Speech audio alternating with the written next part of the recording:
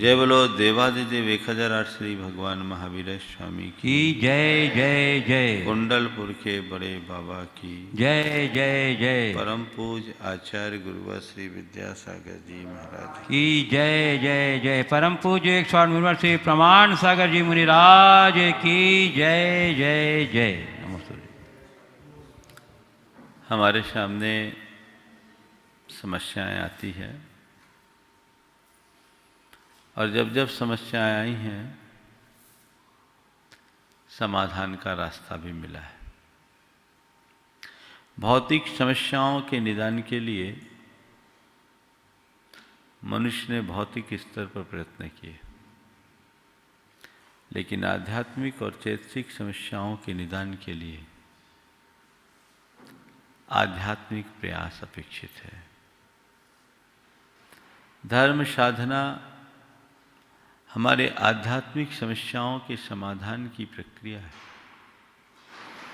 जिसे अपनाकर हम अपने चित्त के दोषों और दुर्बलताओं को दूर कर सकते हैं, अपने अंदर की समस्याओं का समाधान ढूंढ सकते हैं।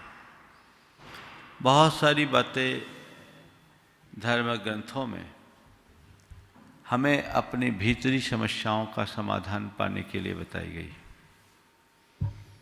जैन साधना में अनेक प्रक्रियाएं हैं, ध्यान की, तपस्या की, व्रत की, उपवास की, स्वाध्याय की, लेकिन उसमें एक सरलतम प्रक्रिया है, वह है भावना की। और ये कहा गया है कि तुम अपने जीवन की सभी समस्याओं से मुक्ति चाहते हो, अपने मन के दोषों और दुर्बलताओं को दूर करना चाहते हो, अपने दुखों से मुक्ति करना चाहते हो, सदाबहार प्रसन्न रहना चाहते हो, तो भावना भाव। हमारे यहाँ एक बड़ी पुरातन उक्ति है, भावना भवनाशिनी। हमारा संपूर्ण जीवन हमारी भावनाओं पर अवलंबित है। इस विषय पर मैंने अनेक बार आप सबके बीच प्रकाश डाला है। हमारी जैसी भावना होती है वैसा हमारा जीवन बनता है। हमारा संपूर्ण जीवन हमारी भावनाओं पर अवलंबित है। हमारे चित्त में भाव उत्पन्न होते हैं, भाव से संस्कार बनते हैं, संस्कार से विचार बनते हैं, विचार से प्रवृत्ति बनती है और प्रवृत्ति से चरित्र है। चरित्र और कुछ नहीं है, चित्त में उभरने वाले अच्छे बुरे संस्कारों का ही उभार है। संस्कार भाव से पनपते हैं। हमारे चित्त में हर पल कुछ न कुछ भाव उत्पन्न होते रहते हैं। जैसी भावधारा होती है वैसे संस्कार बन जाते हैं और संस्कारों के अनुरूप ही विचार होते हैं। विचारों से प्रवृत्ति बनती है और प्रवृत्ति से चरित्र। संत कहते हैं अपने चरित्र को उज्जवल बनाना चाहते हो तो अपने भावों को निर्मल बनाओ। भावों पर नियंत्रण होगा तो उसका प्रभाव तुम्हारे चरित्र में परिलक्षित हुए बिना नहीं दिखेगा। जैन साधना भावना प्रधान साधना है और ये कहा गया कि तुम जो पाना चाहते हो, जैसा होना चाहते हो, वैसी भावना भाव। जैन साधना में अनेक भावनाएं हैं। शुद्धात्मा की भावना है, वैराग्य भावना है, 16 कारण भावना है, व्रतों की स्थिरता की भावना है। ये भावनाएं हैं जो हमारे सबकॉन्शियस माइंड पर अंकित होकर हमारे कॉन्शियस माइंड को रेगुलेट कर सकती है। इसी के आधार पर कहा गया यद भावते तद भवति। हम जैसी भावना भाते हैं वैसा जीवन होता है। पश्चिम के लोगों ने इसका ही अनुवाद करके कह दिया थॉट्स बिकम्स थिंग्स। पश्चिम के लोगों में और हम में केवल इतना ही मौलिक अंतर रहा कि उन्होंने पदार्थ के लिए इसका प्रयोग किया, हमने परमार्थ के लिए किया। उनने पैसों के लिए किया, हमने परमेश्वर के लिए किया। उनने सुविधा के लिए किया, हमने शांति के लिए किया। आज एक नई श्रृंखला आप सबके मध्य प्रारंभ करना चाह रहा हूं। वह है 12 भावना। हमारे यहाँ इन 12 भावनाओं की जिनकी चर्चा मैं अभी करने जा रहा हूं, इन्हें वैराग्य की जननी कहा है। ये 12 भावना ऐसी भावनाएं हैं जिनका मनुष्य बार बार विचार करे तो अपने जीवन के सभी दुखों से मुक्ति प्राप्त कर सकता है। हमारी जितनी भी आध्यात्मिक समस्याएं हैं, उन सब समस्याओं का निदान इन 12 भावनाओं में है। एक चिकित्सा पद्धति बायोकेमिक चिकित्सा पद्धति। बायोकेमिक चिकित्सा पद्धति के विषय में कहा जाता है कि उसमें कुछ नहीं है, 12 प्रकार के साल्ट होते हैं। उसका कंपोजिशन परिवर्तित कर करके रोग के लक्षण के अनुसार बीमार व्यक्ति को दिया जाता है। सभी रोगों की अचूक औषधि बन जाती है। मुझे पता नहीं कि बायोकेमिक ट्रीटमेंट से कितना लाभ मिलता है, लेकिन जिन 12 भावनाओं की चर्चा आज से यहाँ प्रारंभ होने जा रही है, ये तय मान करके चलना कि इन भावनाओं से तुम्हारे भीतर की सारी बीमारी जरूर दूर होगी।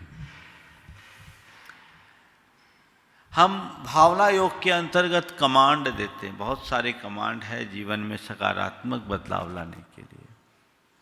हमारे तीर्थंकर भगवंतों ने 12 भावना की 12 कमांड दी है जीवन को निर्मल और विशुद्ध बनाने के लिए।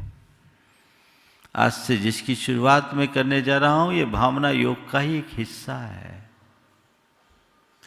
कमांड दीजिए, इनका चिंतन कीजिए। हमें 12 भावनाओं का पाठ पढ़ाया जाता है। जब से हम बोलना सीखते हैं, सबको राजा राणा छत्रपति सिखा दिया जाता है। लेकिन 12 भावना का मतलब केवल ये नहीं कि एक बार बैठ कर के 12 भावना दोहरा लिए, उसका पाठ कर लिए, 12 भावना हो गई। नहीं, 12 भावना का मतलब बार बार उसका चिंतन करना। चिंतन करते करते इतना चिंतन करना कि हमारे चिंतन का अंग बन जाए। 12 भावनाओं को इस तरह आत्मसात कर लेना कि हमारी भावना वैसी हो जाए। और कोई जरूरी नहीं कि हम हर समय 12 भावनाएं ही भाएं। इन 12 भावनाओं को ऐसे आत्मसात कर लो कि जब जो समस्या आए हमारे चित्त में वो भावना उभर जाए और हम उसमें अपनी स्थिरता बना सके। सबसे पहली बात है अनित्य भावना की। अनित्य भावना के संदर्भ में कहा जाता है कि संसार की नश्वरता का चिंतन करो।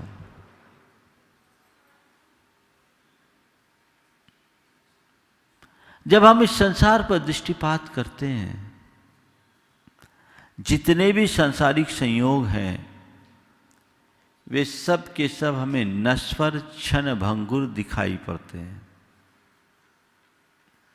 एक तरफ जन्म दिखता है, एक तरफ मरण दिखता है, एक तरफ सूर्योदय दिखता है, एक तरफ सूर्यास्त दिखता है, एक तरफ कली दिखती है तो एक तरफ मुरझाया हुआ फूल नजर आता है। परिवर्तन है। संसार में सब कुछ बदलता बदलता सा महसूस होता है।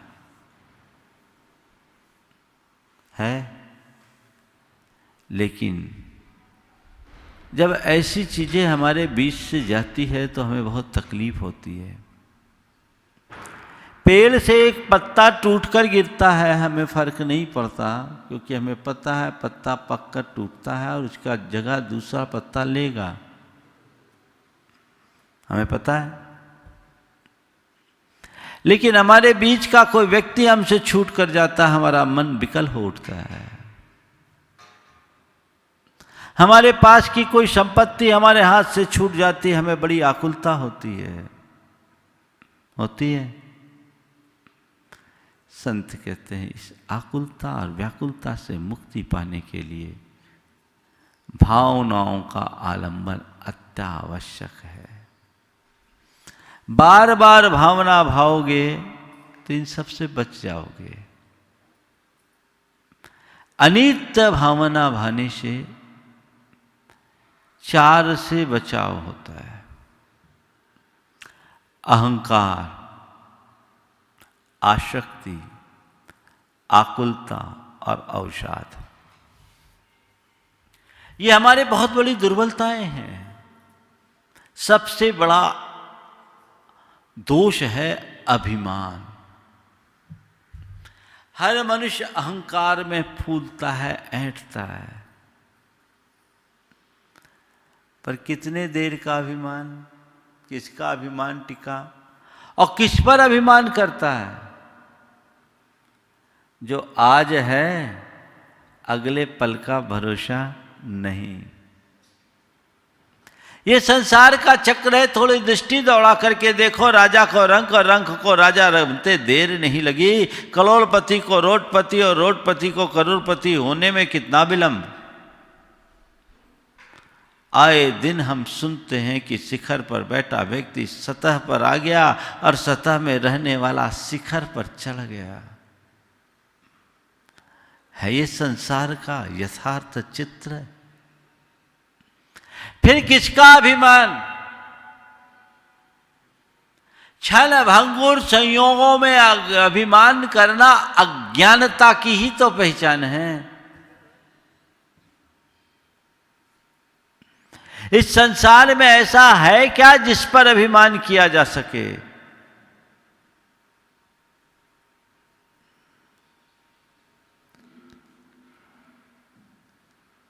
तुम्हारा ये रूप अभिमान करने योग्य नहीं। तुम्हारा रुतबा अभिमान करने योग्य नहीं। तुम्हारा रुपया अभिमान करने योग्य नहीं। क्या अभिमान करने योग्य है? तुम जिस रूप पर अभिमान करते हो, कब ये विद्रूप हो जाए कुछ कहा नहीं जा सकता। कहा जा सकता है क्या? पल भर का भरोसा नहीं। देखते देखते आदमी के प्राण निकल जाते हैं। किसका अभिमान? जीवन क्षण भंगुर है। इस क्षण भंगुर जीवन में अभिमान करने योग्य कुछ है ही नहीं। कभी भी नष्ट हो सकता है। सनत कुमार चक्रवर्ती बड़ा रूपवान था और कहते हैं कि उसे अपने रूप का थोड़ा अभिमान भी हो गया था।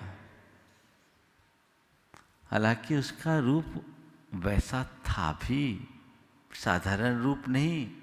उसकी रूप की चर्चा तो स्वर्ग के देवता भी करते थे। एक रोज स्वर्ग के इंद्र ने उनकी रूप की प्रशंसा की तो एक देवता के मन में कुतूहल जाग गया कि आखिर ऐसी कौन सी बात है जो एक मनुष्य के रूप की प्रशंसा मेरे इंद्र कर रहे हैं। चलकर देखा जाए।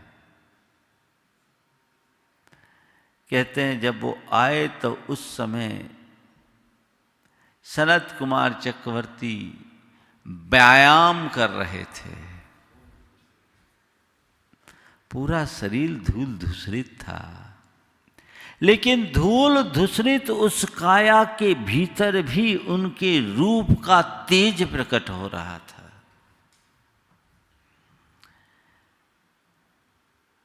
देवताओं के मुख से निकल गया, वाकई में जैसा इंद्र ने कहा ये तो उससे भी सुंदर है।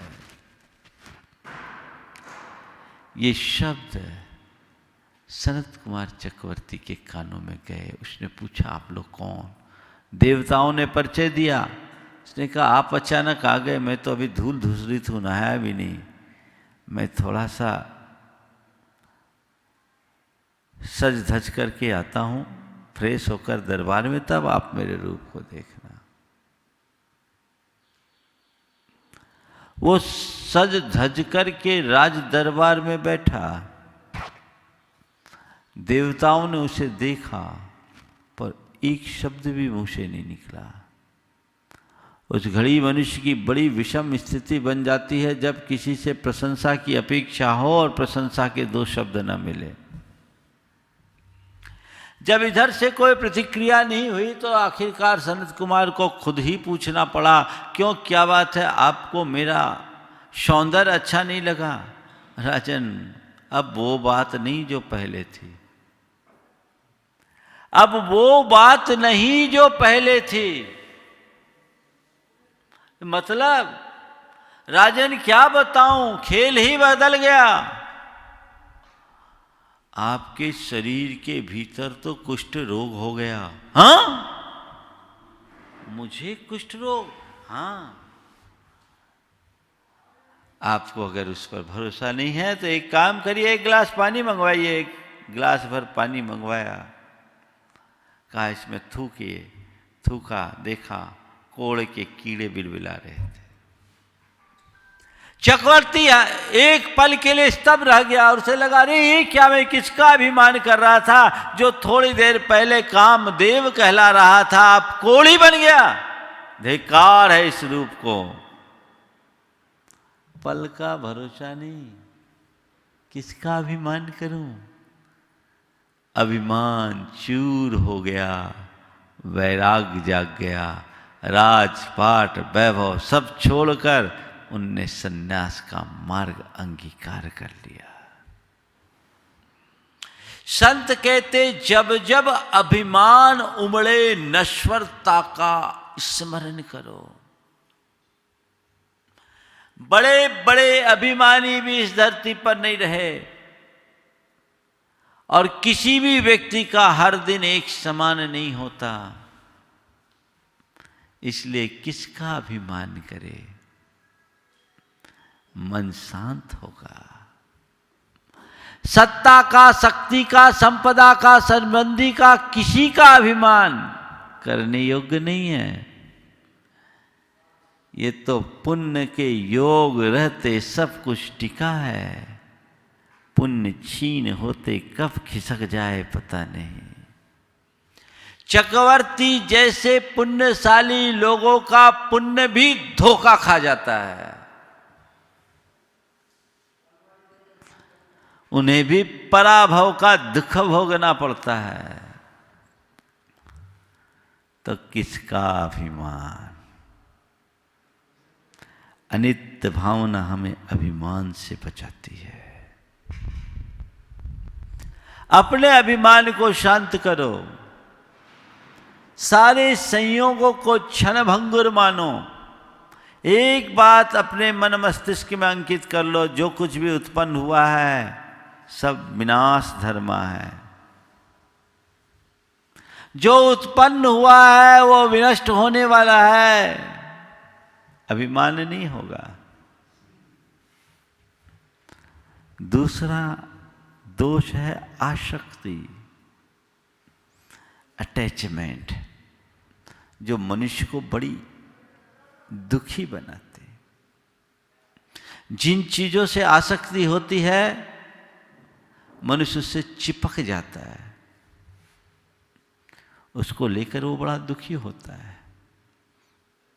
पर आप देखिए किससे आसक्ति होती है? जिन्हें हम स्थायी मानते उससे आसक्ति होती है और उसके वियोग में दुख होता है। एक बच्चा बैलून से खेलता है, उसको उसमें बड़ा रस आता है और खेल खेल में बैलून अगर फूट जाए तो रोता है, क्योंकि बैलून उसके खेल का एक श्रेष्ठ साधन था और उसके मन में उस बैलून के प्रति आसक्ति थी। लेकिन जब बच्चा रोता है तो बड़े उसे समझाते हैं कि बेटा रो मत, बैलून तो फूटने ही के लिए होते हैं, दूसरे आ जाएंगे। यही है ना।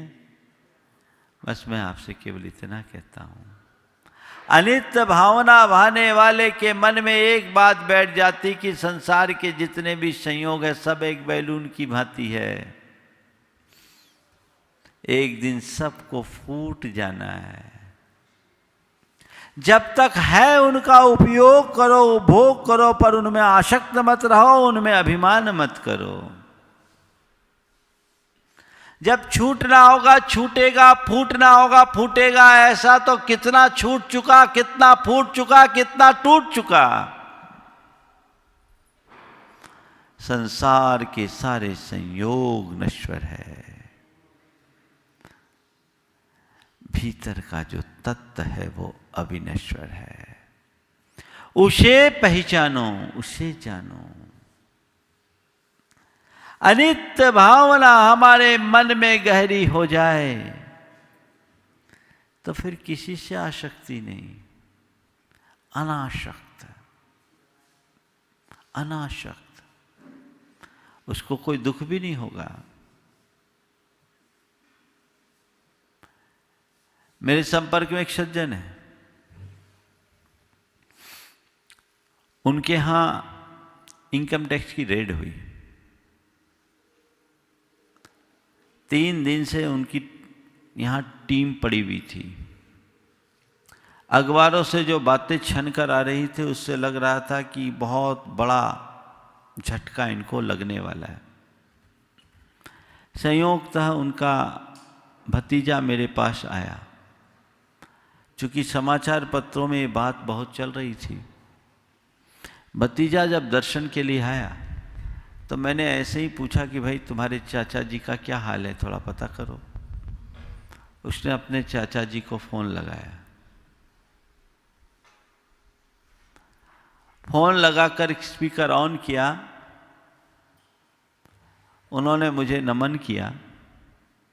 मैंने पूछवाया क्या हाल है, सब ठीक तो है। उसने जो जवाब दिया वो ध्यान देने लायक। उन्होंने कहा महाराज से कहो जाना है सो जाएगा, मेरा है क्या जो जाएगा। हमने अपने तय सब व्यवस्था की, वो उस राज्य के सबसे बड़े टैक्स पेयर थे। फिर भी आजकल इनकम टैक्स डिपार्टमेंट ने आज तक किसी को प्रमाण पत्र तो ईमानदारी का दिया नहीं है। कुछ ना कुछ निकलता है, लेकिन उस घड़ी में भी उस व्यक्ति के मन में कोई मलाल नहीं, जाना है सो जाएगा, मेरा है क्या जो जाएगा। कोई विकल्प नहीं होगा, कोई दुख नहीं होगा। संत कहते सबके बीच रहो, लेकिन ये समझ लो ये तो बस सुबह शाम का डेरा है, एक दिन खाली करके जाना है। आसक्ति स्थायित्व में आता है, अस्थायित्व में नहीं। आप अपने घर में रहते, किसी का 2 कमरे का साधारण सा मकान हो तो उस घर के प्रति कितना जुड़ाव होता है। एक कील भी इधर से उधर होती है तो जी दुखता है। और कभी 5 स्टार होटल में ठहरना हो तो उसे छोड़ते समय कोई तकलीफ होती क्या? क्यों? ये अपना नहीं है। 3 दिन के लिए हम आए हैं, 2 दिन के लिए आए हैं, 4 दिन के लिए आए, अब जाना है। जहां ये पता होता है कि ये 2-4 दिन के लिए है, वहां कोई आसक्ति नहीं। और जो लगता है कि नहीं ये तो स्थायी है, अटैचमेंट। संत कहते अपने अटैचमेंट को ध्यान मिटाना चाहते हो तो एक सूत्र अपने अंदर स्थापित कर लो, सब कुछ नश्वर है, सब कुछ टेम्पररी है, परमानेंट कुछ नहीं। जितने भी संयोग है सब नश्वर है। ये मन मस्तिष्क में अंकित करो। शुभ हो तो, अशुभ हो तो, अनुकूल हो तो, प्रतिकूल हो तो, सब क्षणभंगुर है। इनमें कोई आसक्ति न हो। सब नश्वर है, ये बात बार बार दोहराओ।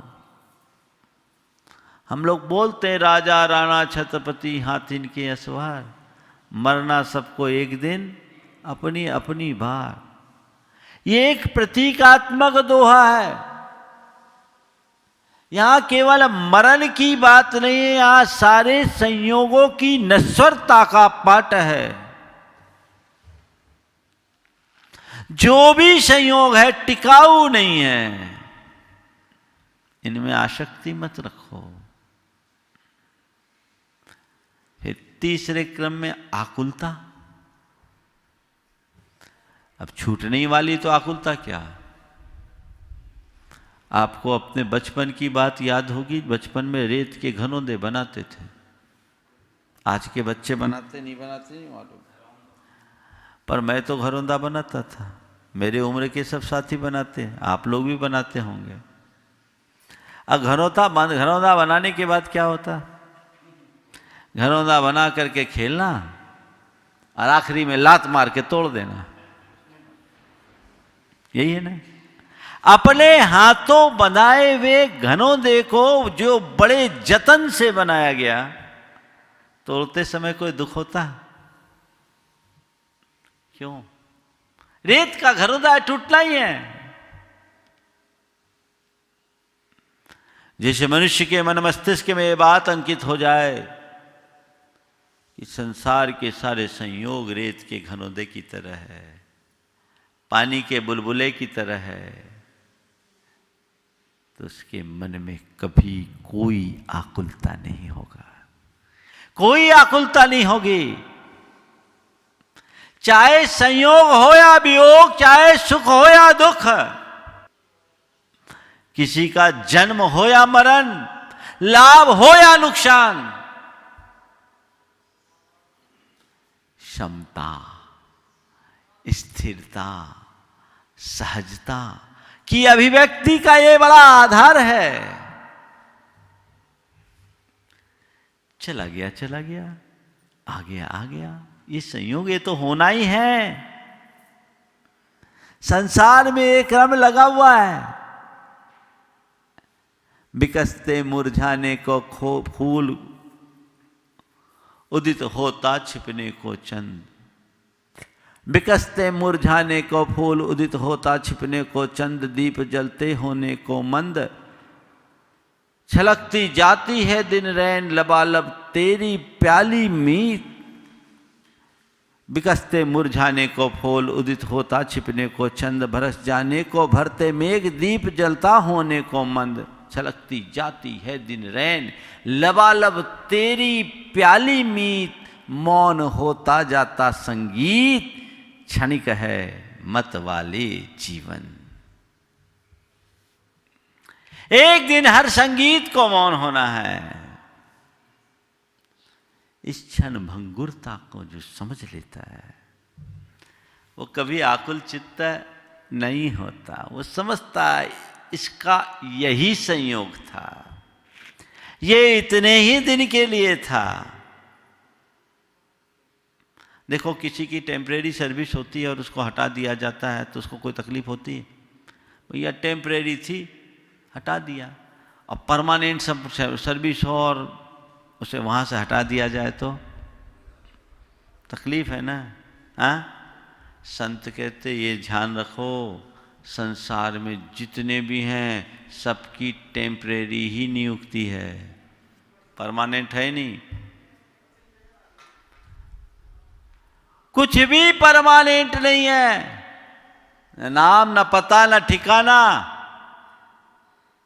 आज यहां हो, कल कहां रहोगे क्या पता, और कहां से आए इसका पता है क्या? 4 गति और 84 लाख योनियों में भटकना ही पड़ा है। तो स्थायी कुछ भी नहीं है। ये बात अपने मन मस्तिष्क में अंकित कीजिए, आकुलता खत्म है। चौथी बात है अवसाद। आज बहुत तेरे लोग अवसाद ग्रसित होते हैं। अवसाद में क्यों जाते हैं? जब कोई प्रतिकूल संयोग आता है, दुख आता है, उसे वो बर्दाश्त नहीं कर पाते। भारत में आंकड़ों के मुताबिक 8.5 करोड़ लोग डिप्रेशन के शिकार हैं।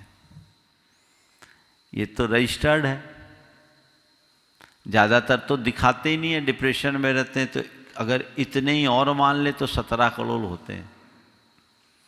134 करोड़ में 17 करोड़ कितना परसेंट हो गया भैया? लगभग 12% तो हो गया, है ना? ये 12-13% लोग, मतलब हर 12वां 13वां आदमी किसी न किसी रूप में डिप्रेशन का शिकार है।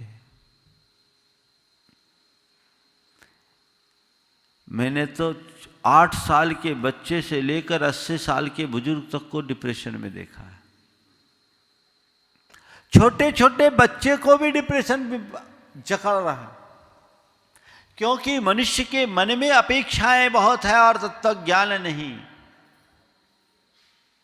यदि उस घड़ी केवल इतनी बात ये सोच ले कि भाई जो कुछ है सब टेम्परेरी है, थोड़ी देर की बात है, सब ठीक हो जाएगा, ये बीत जाएगा, तो मन को कोई आकुलता होगी? अभी आप लोग यहां बैठे हैं, यहां तो 44 टेम्परेचर चल रहा है। आपके पास कोई सुविधा नहीं है, ना पंखा है ना कुछ है। 8 बजे से गरम गरम लू की थपेड़े मिलने लगे हैं, फिर भी आप आनंदित होकर के बैठे हैं ना? क्यों? थोड़ी देर की तो बात है, 9:30 तक तो कार्यक्रम छूट जाना है। थोड़ी देर की बात है, थोड़ी देर की बात है। इस थोड़ी देर की बात को आपने अपने मन में बिठा दिया तो आप उसे सहन करने की सामर्थ्य विकसित कर लिए। बस मैं आपसे केवल इतना ही कहता हूं, जीवन में चाहे कैसी मुश्किल हो, मुसीबतें हो, परेशानी हो, कष्ट हो, घबराना मत, सामना करना, ये सोचकर थोड़ी देर की बात है, सब ठीक हो जाएगा। थोड़ी देर की बात है, सब ठीक हो जाएगा। थोड़ी देर की बात है, सब ठीक हो जाएगा। सब ठीक हो जाएगा। अभी कोरोना का भूत सब पर चढ़ा है ना? पर भाई कोरोना में जाने वाले गए, पर ज्यादा तो बच रहे हैं ना? बच रहे हैं कि नहीं बच रहे हैं? जिनको जाना था वो गए, और जाना ही नियत था वो तो और बहाने भी जा सकते थे। कोरोना से जितने मरे इतने दिनों में, उससे ज्यादा बिना कोरोना के मरने वाले होंगे। मरण तो सबका है ही, जम्मम मरने समम संपज्जय जोबनम जरासह्यम लक्ष्य विनाश से या एक इंच विनाशासियात थी।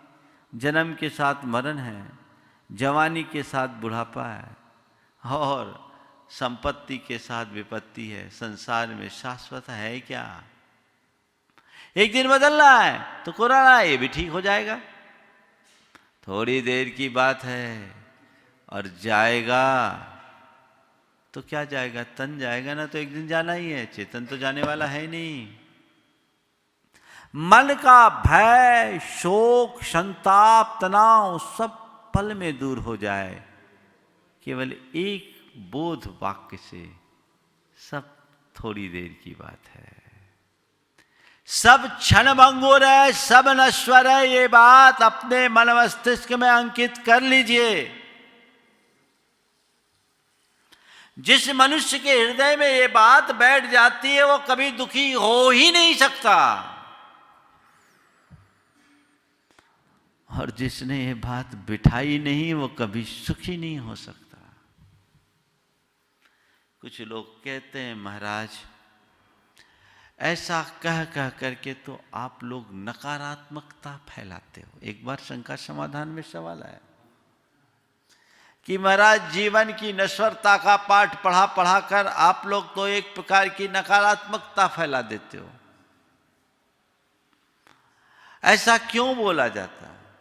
मैंने कहा ध्यान रखो, जीवन की नश्वरता का पाठ पढ़ाना जीवन से हताश होना नहीं है, जीवन की अभिनंदन की प्रेरणा देना है। कैसे? जब आपके पास कम समय हो, काम ज्यादा हो, तो क्या किया जाता है? आपको समय समय पर आगाह किया जाता है कि भैया समय हो रहा है। होता है? बार बार घंटी बजाई जाती, फर्स्ट बेल, सेकेंड बेल, ये वार्निंग के लिए है ना। किस लिए? कि पेपर छोड़ के भाग जाओ। क्यों बजाया जाता है बेल? केवल इस बात के लिए बजाया जाता है कि भैया देख लो अब तुम्हारा समय बीत रहा है, जो कंपलसरी है वो कर लो। ऑप्शनल क्वेश्चन को नहीं भी करोगे तो चलेगा, पर कंपलसरी क्वेश्चन तो सॉल्व होना ही चाहिए। टाइम तो तुम्हारे पास 2.5 और 3 घंटे का ही है, इसमें तुम्हें अपना पेपर पूरा करना है, इसलिए बीच बीच में बेल बजाई जाती है ना। तो मैं आपसे पूछता हूं, बेल बजाना नकारात्मकता है या सकारात्मक प्रेरणा? हाँ, सकारात्मक प्रेरणा ना। तो बस जब आपको जीवन की नश्वरता का पाठ पढ़ाया जाता है तो इसलिए नहीं कि आप जीवन से हताश हो जाए, आपकी जिजीविषा मंद हो जाए, केवल इसलिए कि तुम्हारे पास समय अल्प है। जो करने योग्य कार्य है वो कर लो, जो कंपलसरी है वो करो। ये एक बड़ी सकारात्मक प्रेरणा है। ज्यादातर लोग क्या करते हैं, जिंदगी जीना शुरू करते हैं और मौज मस्ती में ही पूरा जीवन बिता देते हैं, और कब जीवन बीत जाता उनका पता नहीं है। जब दिमाग थोड़ा दुरुस्त होता है तब तक करने लायक नहीं बचते।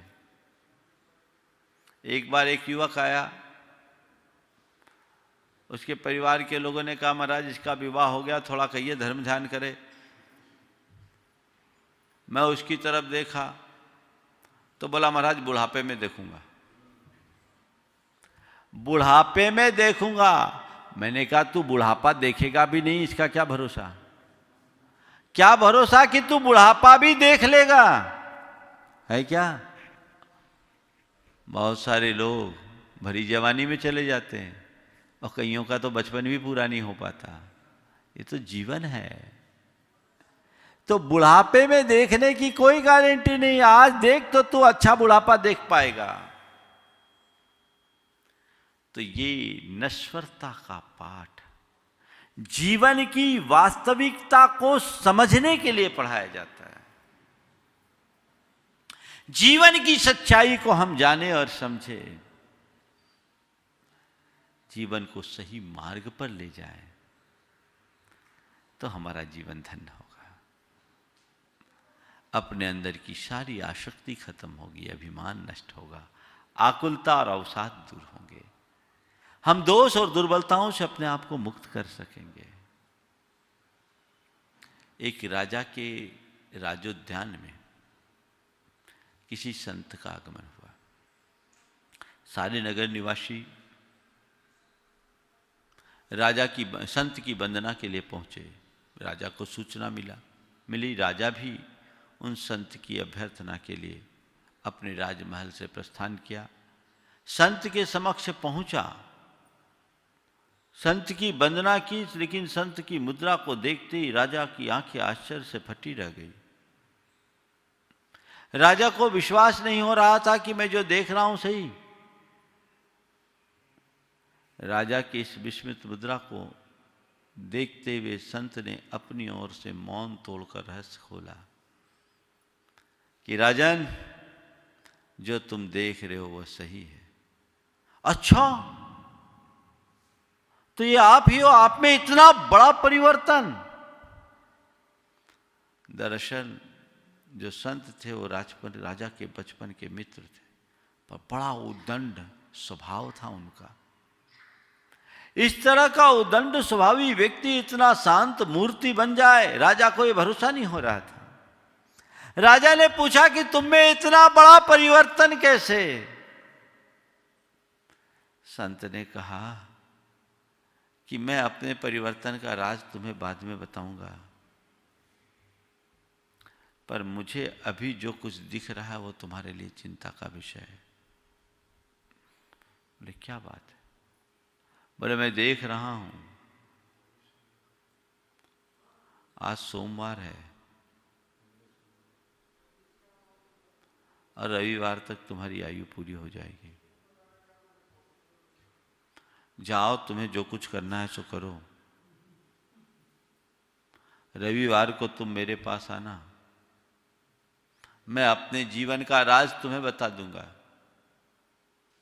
राजा के तो पांव तले जमीन सी खिसक गई। अब तो राजा भीतर से बदल गया। हर पल उसके सामने उसकी मौत नाचने लगी। वो राजा पूरी तरह से अंदर से साधु बन गया। उसके भाव और बर्ताव में आमूलचूल परिवर्तन आ गया। पल पल में उग्रता प्रदर्शित करने वाला राजा शांत की मूर्ति बन गया। छोटी छोटी बातों में उबलने वाला व्यक्ति एकदम क्षमा मूर्ति बन गया। एकदम बदलाव, उदारता के साथ लोकोपकार के कार्यों में लग गया। रविवार के दिन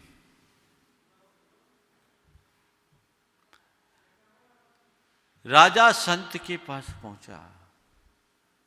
गुरुदेव, मेरी जिज्ञासा का समाधान। बोले समाधान तो मैं दूंगा, पर यह बताओ इन 7 दिनों में तुम्हारा जीवन कैसा रहा? बोले गुरुदेव, आपने तो मुझे रास्ता बताया, मैं तो एकदम बदल गया। मैं पूरी धर्म से जुड़ा रहा। मैं शांति और प्रसन्नता से जिया, समता से जिया। संत ने मुस्कुराते हुए कहा, राजन, यही है मेरे जीवन का रहस्य। मैंने तुम्हें बताया कि तुम्हारी आयु 7 दिन की है, तो तुमने अपनी अल्पायु को समझकर अपने जीवन को बदल दिया। मैं भी हर पल यही समझता हूँ, क्या पता अगले पल मैं जिंदा रहूँ या न रहूँ, इसलिए इस पल को सार्थक बना लो और मैं अपने एक एक पल का सही उपयोग करता हूँ।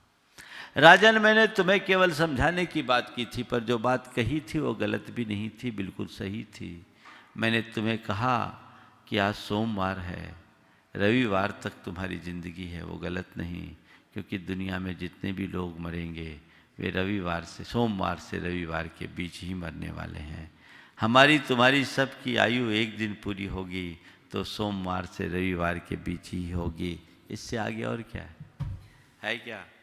7 दिन की तो उम्र है, और कितनी उम्र है बोलो?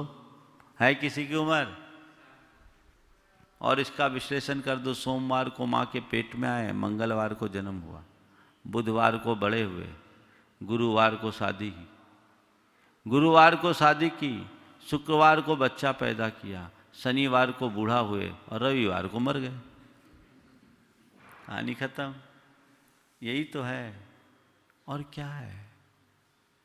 जीवन की सच्चाई को समझने वाले लोगों में कभी आसक्ति नहीं होती। इसलिए एक सूत्र अनित्य भावना को याद करो। सब कुछ नश्वर है। सर्वम क्षण भंगुरम। सब कुछ नश्वर है, सब कुछ विनाशिक है, सब कुछ नश्वर है, सब कुछ विनाशिक है। ये बात हमारे मन मस्तिष्क में अंकित हो जानी चाहिए। और ये बात बैठ गई तो हम चारों दुर्बलताओं से अपने आप बाहर हो जाएंगे। जीवन में बड़ा परिवर्तन आएगा। ऐसा परिवर्तन हम सबके जीवन में घटित हो, हम सब अपने जीवन को सही मार्ग पर ले जाएं। ये क्रम निरंतर चलेगा। भावना 12 भावना की धारा यहाँ से बह रही है। मैं चाहूँगा आप सब उसमें अवगाहित हों और अपने अंदर के मलिनता को दूर कर सकें, अपने जीवन को उज्जवल बनाएं। मंगल भावना की 4 पंक्तियों के साथ में विराम लूँगा। मंगल मंगल होए जगत में, सब मंगलमय हो। जगत में सब मंगलमय हो। इस धरती के हर प्राणी का मन मंगलमय हो। इस धरती के हर प्राणी का मन मंगलमय हो। मंगलमय हो प्रातः हमारा, रात सुमंगल हो। मंगलमय हो प्रातः हमारा, रात सुमंगल हो। जीवन के हर पल हर क्षण की बात सुमंगल हो। जीवन के हर पल हर क्षण की बात सुमंगल हो। घर घर में मंगल छा जावे, जन जन मंगल हो। घर घर में मंगल छा जावे, जन जन मंगल हो। इस धरती का कण कण पावन ओ मंगलमय हो। इस धरती का कण कण पावन ओ मंगलमय हो। मंगल मंगल होए जगत में, सब मंगलमय हो। मंगल मंगल होए जगत में, सब मंगलमय हो। इस धरती के हर प्राणी का मन मंगलमय हो। इस धरती के हर प्राणी का मन मंगलमय हो। सब जग में मंगल बढ़े, सब जग में मंगल बढ़े। टले अमंगल भाव, टले अमंगल भाव। है प्रमाण की भावना, है प्रमाण की भावना। सब में हो सद्भाव। सब में हो सद्भाव। जय बोलो परम पूज्य आचार्य गुरुवर श्री विद्यासागर जी महाराज।